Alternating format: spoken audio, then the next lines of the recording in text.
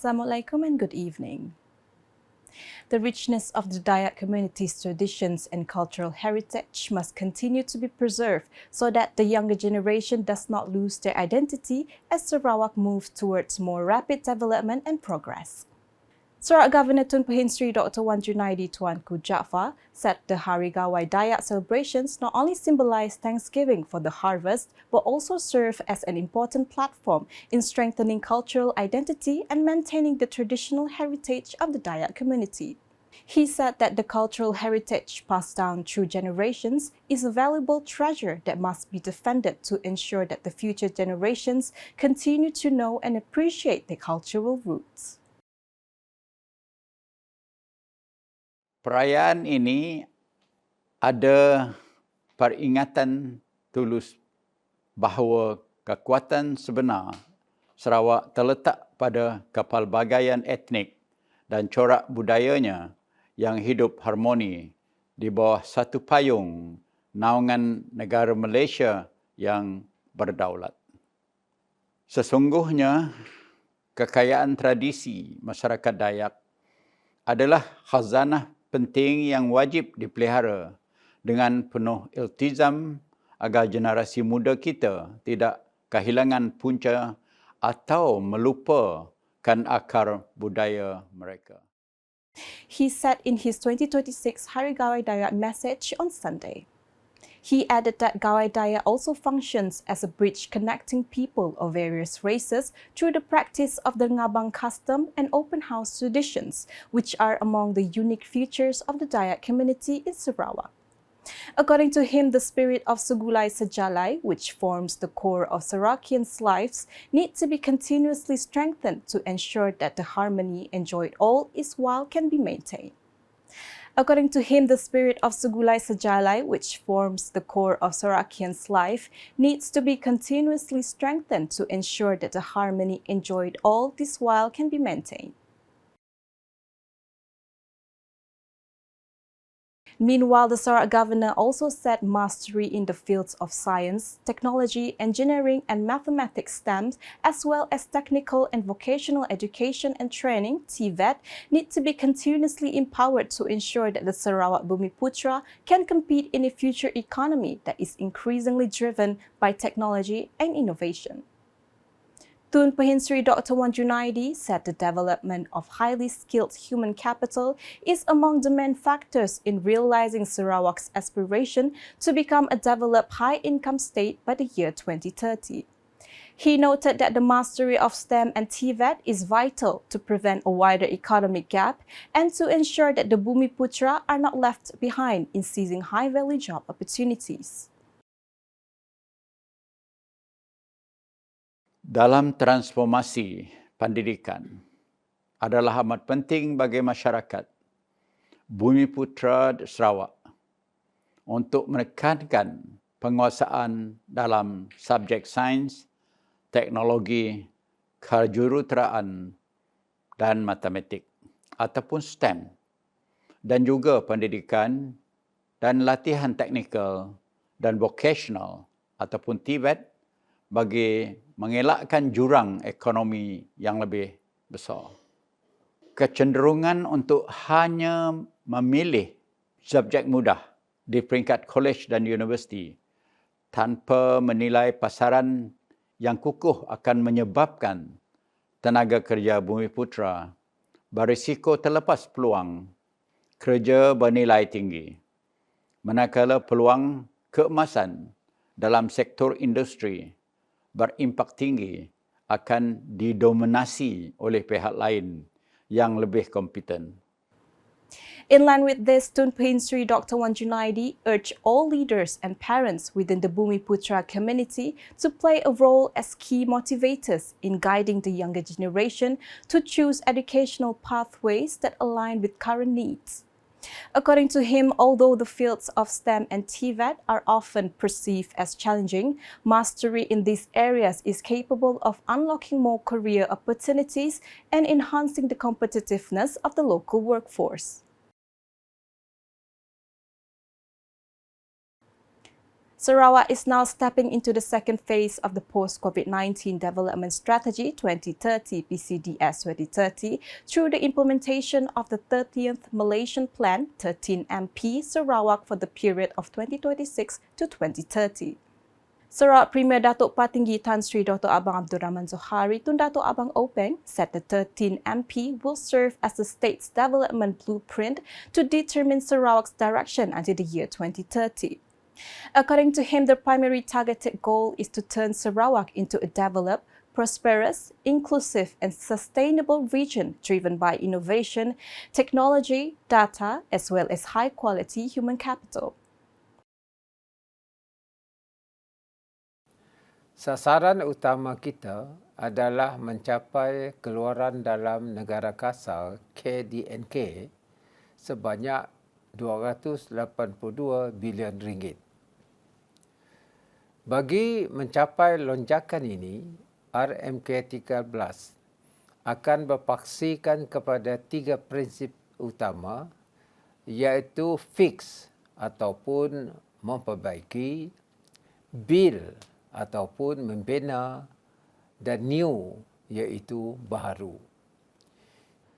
He added that Sarawak will fix all existing constraints to be more efficient, build progress continuously, and explore new opportunities in the global economy. He noted that this approach is vital to elevate Sarawak's position to a higher level within the regional and international development landscape.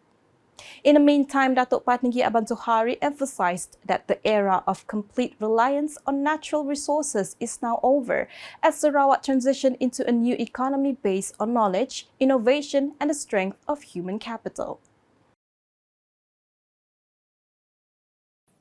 Jika sebelum ini pembangunan banyak bergantung kepada hasil minyak, gas dan sumber semula jadi lain, kini kita sedang mengorak langkah ke arah ekonomi yang dipacu oleh brain power atau kekuatan intelektual.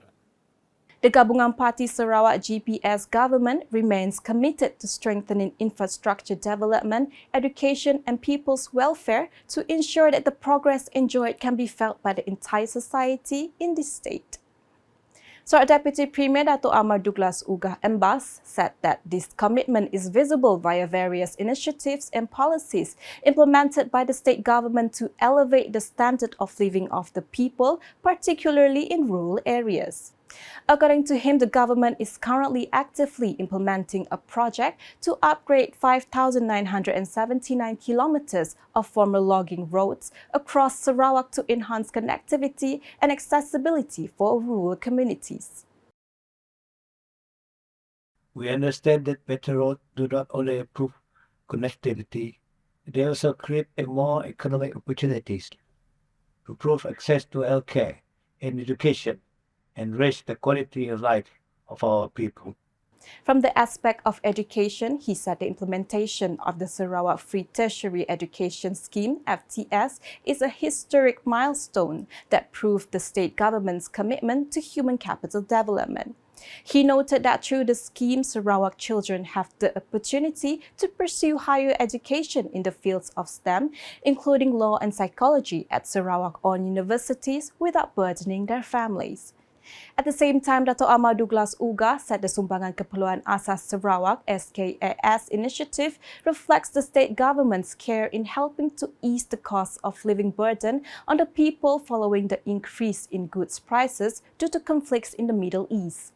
He explained that the SKAS assistance rate for this year 2026 has been increased to RM1,100 per year for households compared to RM950 previously, RM600 per year for senior citizens compared to RM500, while single individuals receive RM375 per year compared to RM300. He added that SKAS payments are executed in 3 phases, with the second phase having commenced its distribution on May 15th.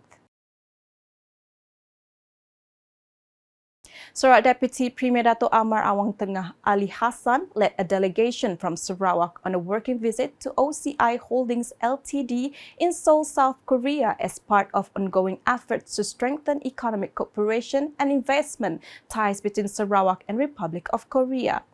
OCI's investment in Sarawak supports the development of the Sarawak high technologies industry while contributing significantly to economic growth, business opportunities, and employment for the local community. OCI's operation at Samalaju Industrial Park through OCI Terraces currently employ approximately 1,100 workers, of whom about 90% are Sarawakians. During the visit, Dato' Amar Awang Tengah encouraged OCI to continue prioritizing local participation and content in its business operation. He also expressed confidence in OCI's long-term investment commitment in Sarawak and reaffirmed that the Sarawak government will continue to uphold its business-friendly policies and whole-of-government approach in facilitating and supporting the company's investments in the state. OCI places strong emphasis on local talent development through structured career development programs, professional capability building initiatives, and various overseas training in Korea and Japan. Through these initiatives, OCI remain committed to nurturing a highly skilled local workforce and supporting the development of globally competitive Sarawakian talent.